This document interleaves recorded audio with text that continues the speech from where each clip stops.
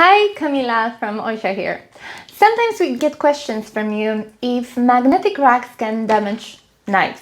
Well, it depends what type of magnetic rack you buy. Magnetic wooden racks, something like this, alongside with magnetic stands which you can put on the kitchen top, in our opinion, are the best and safest option for storing Japanese kitchen knives. Unlike the all metal racks which you can find in many marketplaces, wooden racks minimize the risk of chipping or damaging the delicate razor sharp and thin edge of your blade. The all metal construction of common knife racks can be risky because when you place or remove the knife, the blade edges can strike against the hard metal surface, causing your blade to chip, nick or roll along the cutting edge.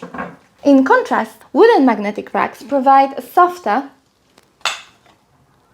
more forgiving surface for blades to rest against. The magnets embedded in the wood securely hold the knives in place while protecting knife edges. Plus, it's very easy to access your knives. Some of the wooden racks incorporate design elements, such as ours, so it's not only a tool, but it can serve also as an interior design accessory, highlighting your beautiful collection.